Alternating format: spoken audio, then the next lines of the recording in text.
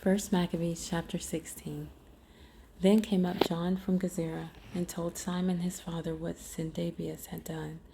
Wherefore Simon called his two eldest sons, Judas and John, and said unto them, I and my brethren and my father's house have ever from my youth unto this day fought against the enemies of Israel.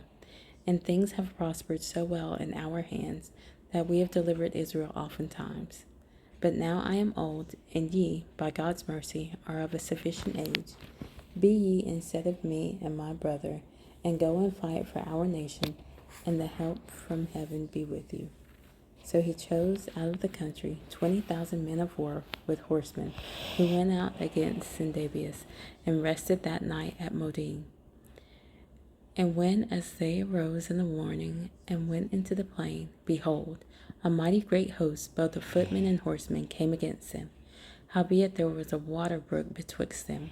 So he and his people pitched over against them. And when he saw that the people were afraid to go over the water brook, he went first over himself. And then the men, seeing him, passed through after him.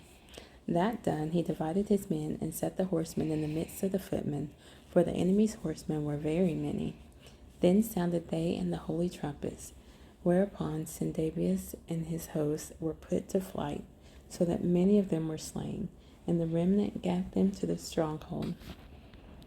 At that time was Judas, John's brother, wounded, but John still followed after them until he came to Cedron, which Syndabius had built. So they fled even unto the towers in the fields of Azotus, wherefore he burned it with fire, so that there were slain of them about 2,000 men. Afterward he returned into the land of Judea in peace. Moreover, in the plain of Jericho was Ptolemaeus, the son of Abibus, made captain, and he had abundance of silver and gold, for he was a high priest's son-in-law. Wherefore his heart being lifted up, he thought to get the country to himself, and thereupon consulted deceitfully against Simon and his sons to destroy them.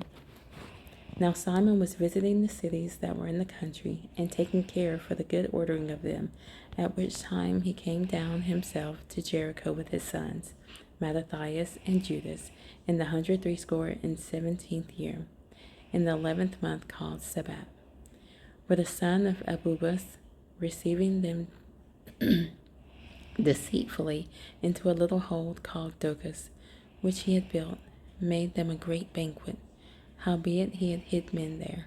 So when Simon and his sons had drunk largely, Ptolemy and his men rose up, and took their weapons, and came upon Simon into the banqueting place, and slew him and his two sons, and certain of his servants. In which doing he committed a great treachery, and recompensed evil for good. Then Ptolemy wrote these things, and sent to the king, that he should send him a host to aid him, and he would deliver him the country and cities.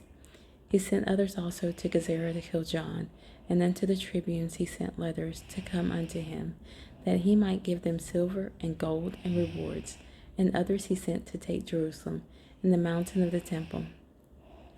Now one had run afore to Gezerah, and told John that his father and brethren were slain, and quoth he, Ptolemy hath sent to slay thee also. Hereof, when he heard, he was sore astonished. So he laid hands on them that were come to destroy him, and slew them, for he knew that they sought to make him away.